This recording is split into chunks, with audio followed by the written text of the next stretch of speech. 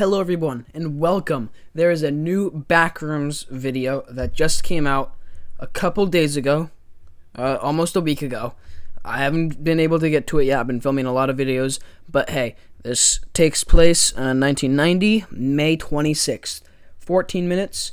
Looks like people really seem to enjoy it. Oh, there's the playlist in the description.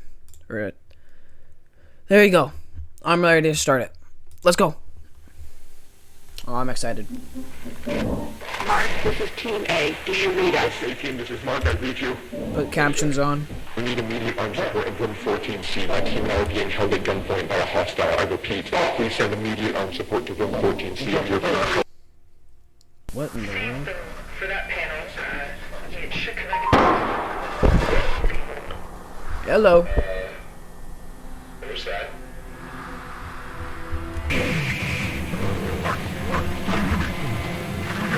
Whoa. So Mark instead. Remember this from the last video. The last videos.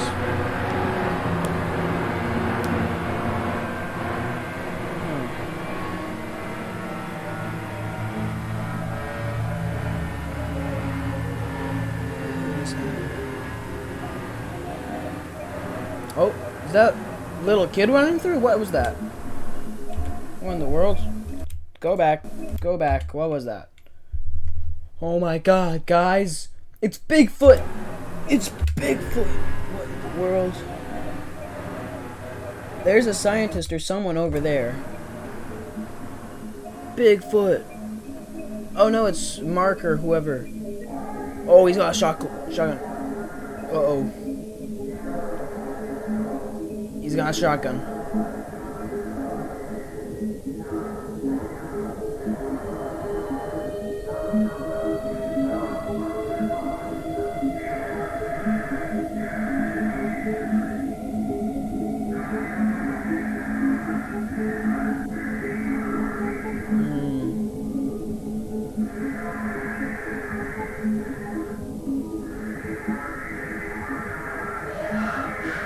And he's out of there.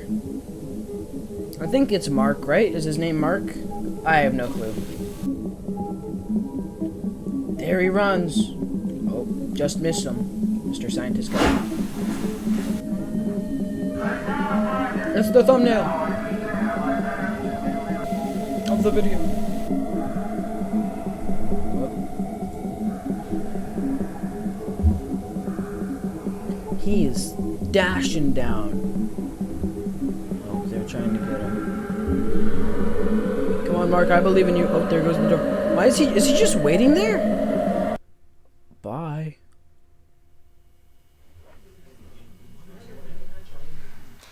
I'd like to thank you all once again for your patience on this. It has been a stressful 15 hours for all of us here, and while he cannot currently be with us, Dr. Beck sends his apologies regarding the numerous inconveniences caused by our decision to keep you here overnight.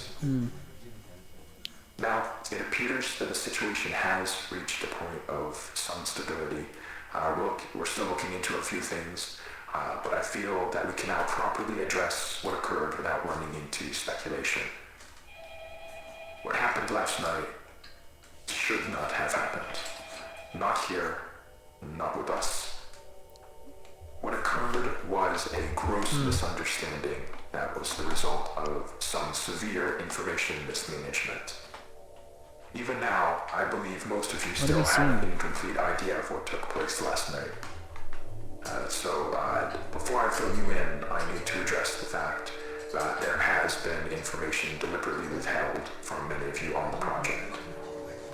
Now, these choices were not made lightly and were done for only the best of reasons. However, I want to make it abundantly clear that following the events of last night, it has been proven to us that that method of conducting ourselves was not viable. So, I'm coming to you now to correct this mistake and begin delivering the authentic order of events as we understand them. On the morning of March 1st, a team of 4 researchers was sent into the complex to conduct a routine layout analysis. February 27th, 1990. Ronald McCarthy, and... Oh, we get some full-on names. At around 12:25 p.m., the group Write that down, write that realized down. they had lost track of Tench while traversing the previously accessed branch of hallways. As you'll recall, this prompted an immediate withdrawal of response back to standard, followed by several days of significant search efforts. However, those ultimately yielded nothing, and as far as any of us were concerned, Tench had simply vanished, leaving no physical trace. We went back Now, to for obvious reasons, that wasn't something that we could disclose to the public. So, roughly 2 weeks following his disappearance, our security team was forced to put together a more acceptable cause of death that would keep attention away from this institute and provide closure to the family. So, that is all close to common knowledge, I car presume. crash? Not all of you were with us at the time of the incident. However, you're certainly aware of the effects it has had on our internal procedures over the past few months. Regardless, that was where Tench's involvement in this came to an end. Or, at least, that's what we assumed. Because on May 8th, at approximately 5:30 p.m., a motion alert was sent out from the complex, which was closed off at the time. One of our senior engineers was sent down to assess the situation and discovered a male dressed in hazard gear who we were able to identify as Peter Tench. Immediately following this discovery, Tench was moved to a secure room on this floor where, over the following days, a select group of doctors were able to administer a panel of tests in order to determine what had happened to Peter in the 2 months he had been gone. Those tests yielded very little useful information. By all measures, Peter appeared to be in excellent health. However, we were still provided one very useful tool in understanding how the situation unfolded from his perspective. Some of you may recall that on the day of his disappearance, Tench was his team's designated camera operator. Well, when we recovered him, he still had that camera in his possession. Really? And, in fact, had documented the entire ordeal. What? The footage will be presented in its entirety later today. Well, show me However, now. For the purpose of this discussion, I will only be highlighting key events.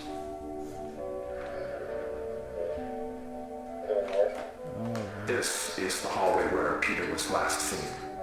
They're not in view, but you can hear the others walking behind him.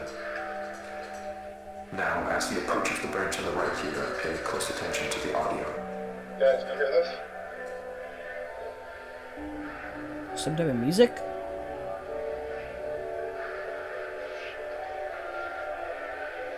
Is it music? Guys, can you hear this? Carousel? Hey! Oh gosh, they're just gone. Now, I'd like to save the discussion for afterwards, but what you just saw is what we believe to be the moment that Peter was instantaneously transported 2 months forward in time. Following that abrupt flash you just saw, Tench proceeds back out into the hallway in search of his team, but is without any indication of their presence. The next 30 or so minutes of the tape follow a fairly panicked Tench as he attempts to navigate his way back to the threshold. He does obviously find his way back.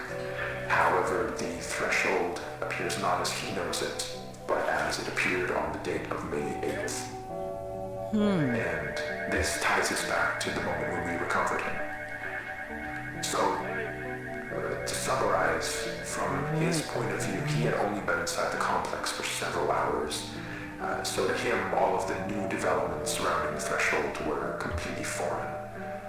Luckily, though, as I already mentioned, there were people available to manage the situation as it unfolded. And over the course of the following days, we were able to... I mean, obviously, like, 2 months isn't a large amount of time, but when it comes to, like, this type of...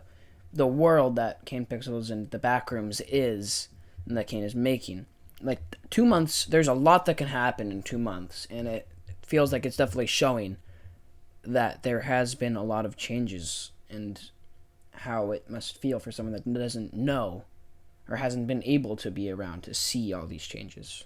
properly sit down with This is Peter awesome. and work with him to gain a collective understanding of what had happened.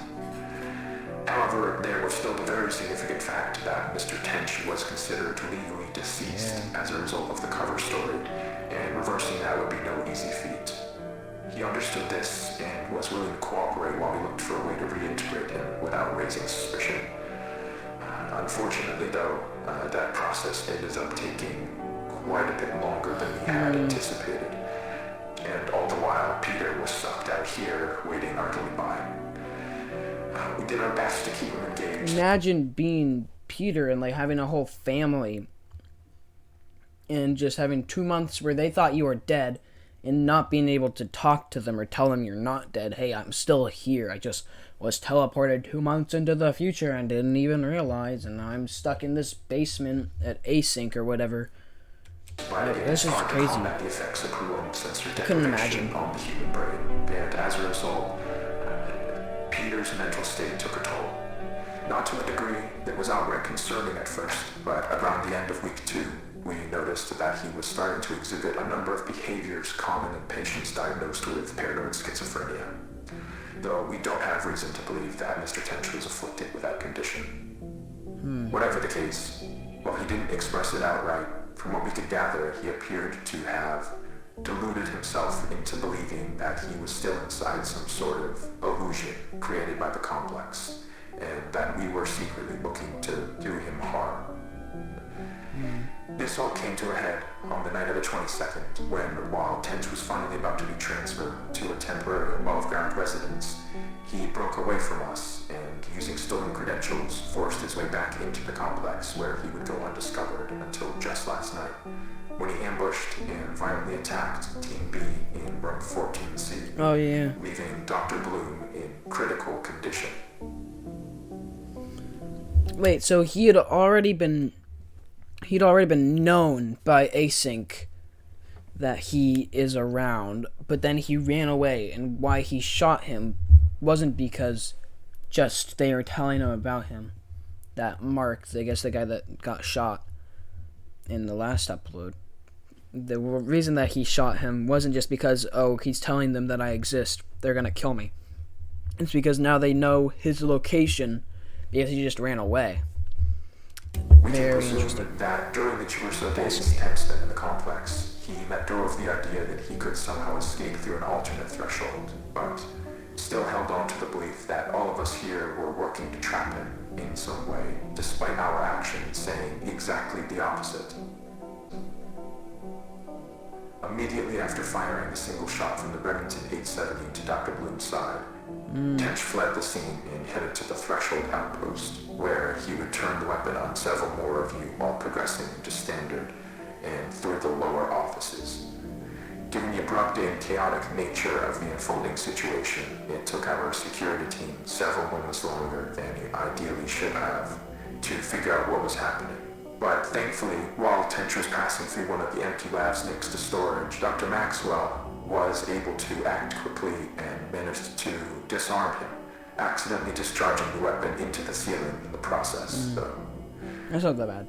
However, Tench still managed to avoid apprehension, fleeing into the maintenance wing and evading our security staff by taking the freight elevator to the surface. Oh, to the surface. Now, this situation could have played out very badly, given the potential number of witnesses around the building at the time. But luckily for everyone involved, as far as we can tell, Tench was unnoticed as he exited the property. Around he's 5 out. minutes He's later, gone. our security team made it to the ground floor and began a thorough sweep in the direction of the hillside where cameras had last observed Tench. Now, Let's take the Microsoft background. there's no OG easy Microsoft way background. to say this other than to just say it. I am terribly sorry to inform you all, but Mr. Tench was found deceased halfway down the hillside. The result of an extreme blow to the head. What? It appears that while he was running through some brush, he failed to anticipate a sudden dip in the ground and tragically fell forward into a large rock. Given the circumstances, it was not something any of us could have anticipated or prevented. The tragedy of the entire situation undoubtedly remains, but Dr. Tench, regardless of how troubled he was in his final days, was a brilliant man who gave his all to this project. He would certainly not want us hindering it in his name. What we're doing here is so much bigger than any one person. It is the work of a unified effort, and we need to ensure that that is never lost sight of. That we hold on to the pre-established notion that Peter is and has been deceased.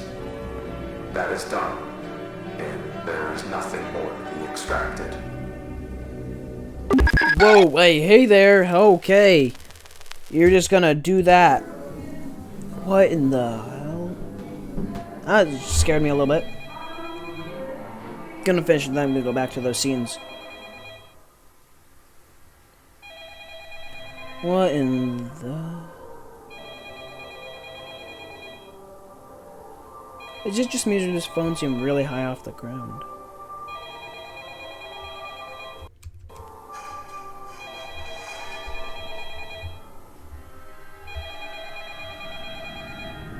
Okay. Gonna stop ringing. Okay. Hold on. What were those scenes just a couple blips ago? There is nothing Hold more on. to be extracted. Turn the speed all the way down.